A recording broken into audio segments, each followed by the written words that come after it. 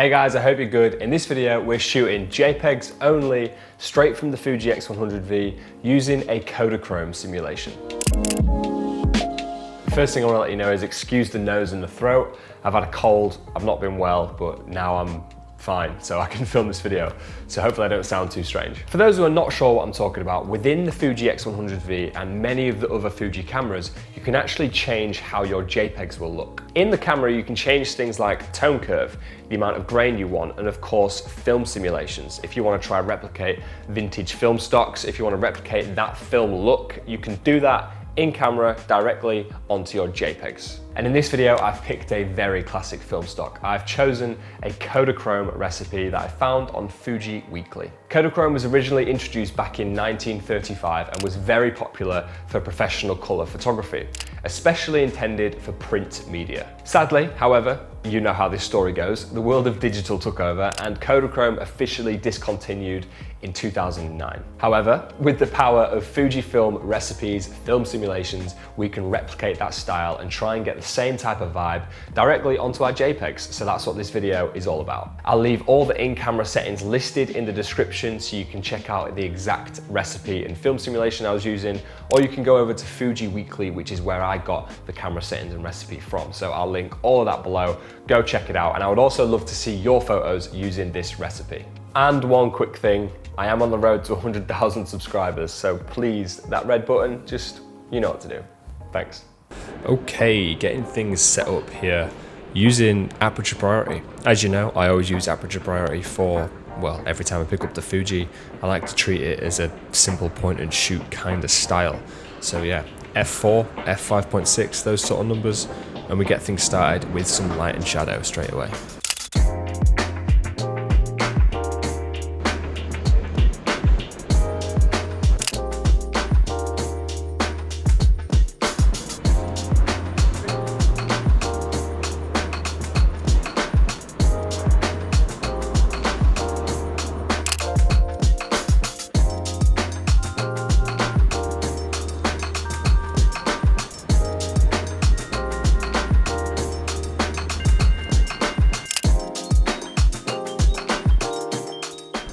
I don't know if you can tell so far in the images, but the highlights and the shadows and the contrast between them is really nice with this recipe. Now, as you can see here, I find this weird colorful flower structure thing. I didn't actually get any images I'm too happy with. I'll show you this one. If I spent a little bit longer there, I'm sure I could have came away with something, but I did want to get the day underway and get moving on.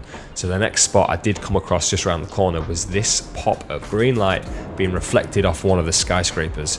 I did hover around here for 15 minutes or so because I knew this had potential. I just needed a subject really. I just needed something to bring it alive a little bit. So I waited around and I did manage to get a nice shot I'm happy with.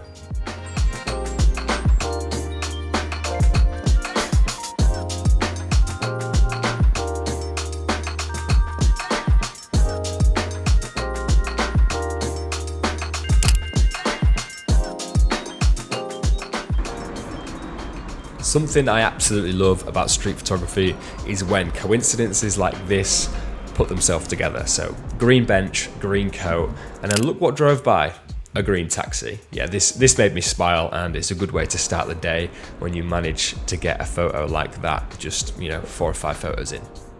As fun as it is when coincidences put themselves together, it is also fun to try and intentionally match things together. So I did see this sign or this graffiti that said suits, and I just waited 2 or 3 minutes and I got this guy walking through.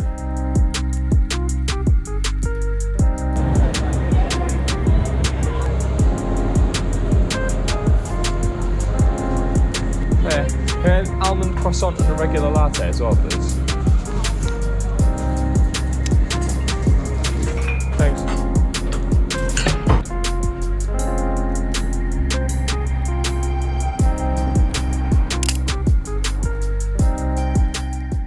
At this point in the video, I've taken a little walk over to the Bank of England area.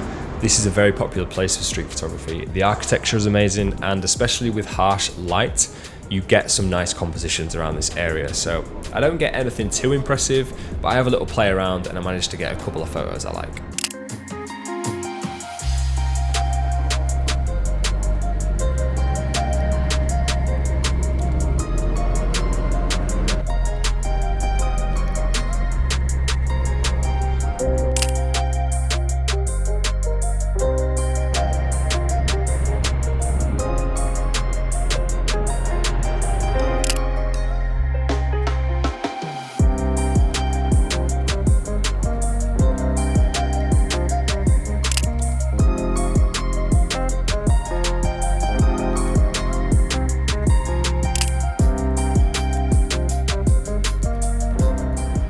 One of the things I do like within my street photos is to find a sense of balance. Now this frame by St. Paul's Cathedral is actually quite chaotic. As you can see, all the branches are kind of covering everything I'm looking at. But I knew there'd be a place or a space specifically for the top of the cathedral. So that's what I'm trying to do right here.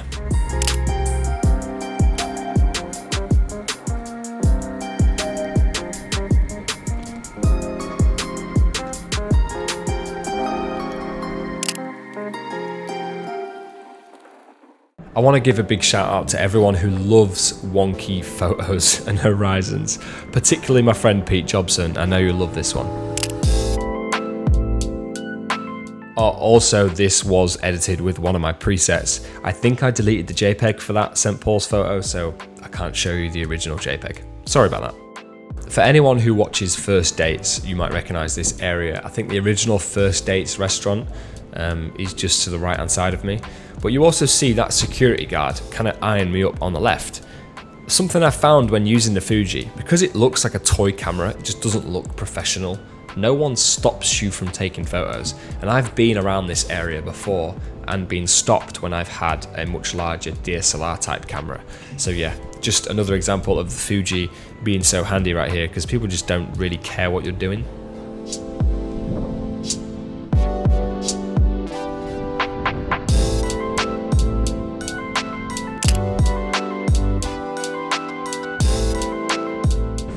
I then headed on over to Regent Street, Oxford Street. Now this first image you'll see here is underexposed. I think I had the compensator on the wrong setting, but I did edit a version of it myself, so I'll show you how I should have exposed it as well.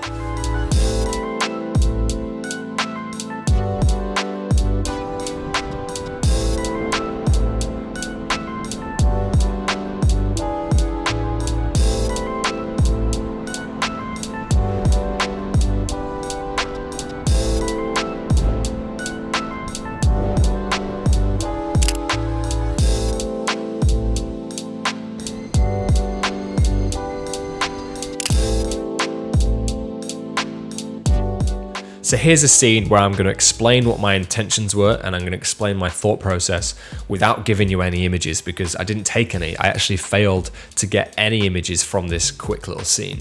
But you can see the tiger on the wall.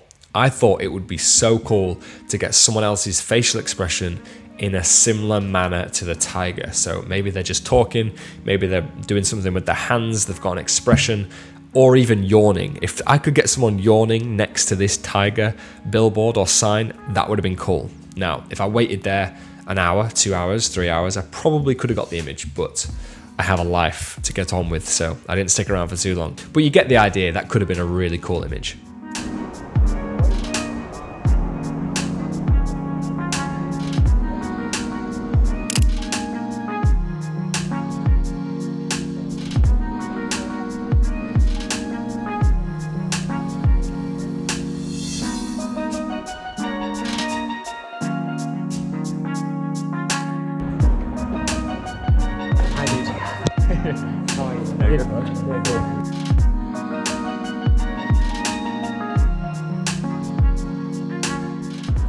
It was great to catch up with Sam, good coffee, good vibes. Moving onto the streets again, this is a different style of photography. You'll see in my approach here, it's very different. I kind of shoot from the hip. Anytime I see an expression, a moment, an accessory, anyone with a cool vibe, whatever I notice, whatever I think is appealing, I kind of shoot. I don't think about it, I just point and shoot, which is definitely not my usual style.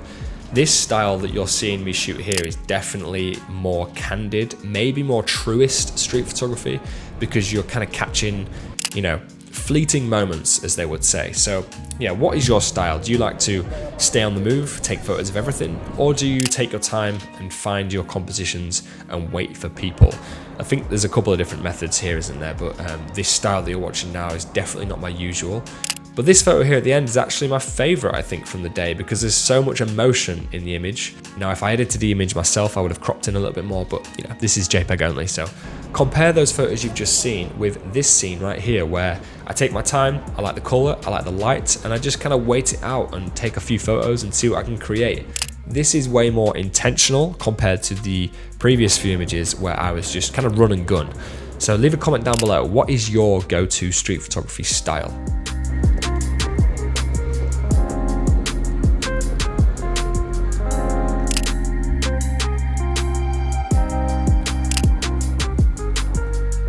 First of all, I hope you enjoyed those photos and that street photography session. Second of all, I want to give a little bit of a selfish plug over to my presets. Now, none of the photos in this video were edited with my presets because, as you know, this is a JPEG only video.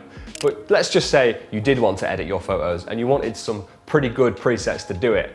I have some available on my website. So little selfless plug there, I've got bills to pay. If you want to support the channel, then check out my Lightroom presets, that would be appreciated. I will probably be doing a separate review all about the Fuji X100v, but one thing I do have a problem with is, and I'm sure this problem could be fixed with firmware or software, so Fuji, please do sort this out.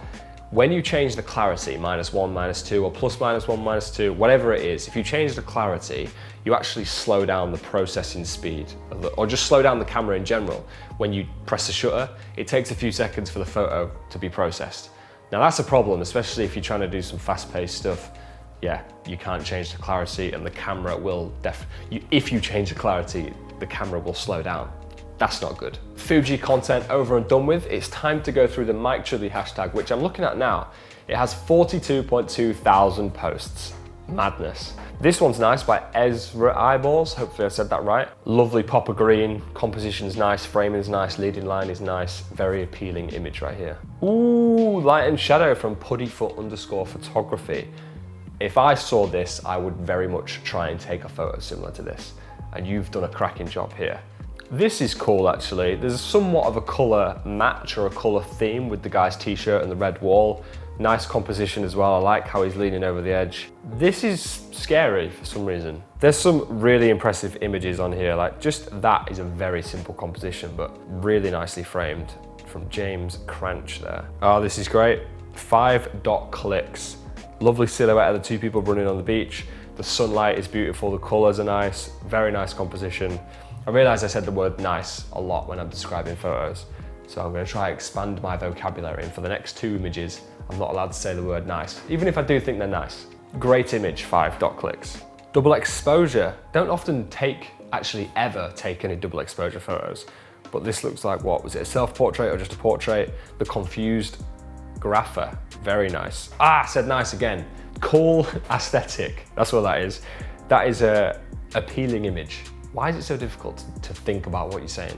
Thanks to everyone using the hashtag, it really does mean a lot. And if anything, it's actually pointless. You don't need to do it, except for the fact that I might talk about it on YouTube, but that doesn't mean anything. So yeah, thanks for people using the hashtag. If you enjoyed this JPEG only X100v Kodachrome Recipe film simulation, that's a lot of words, you might enjoy this video right here. I'm doing the exact same thing with a Portra 400 recipe. Now Portra 400 is still one of the most popular film stocks. I still use it a lot with my 35mm film camera. So if you like JPEG only videos, check this one out right here. And I'll see you in the next video.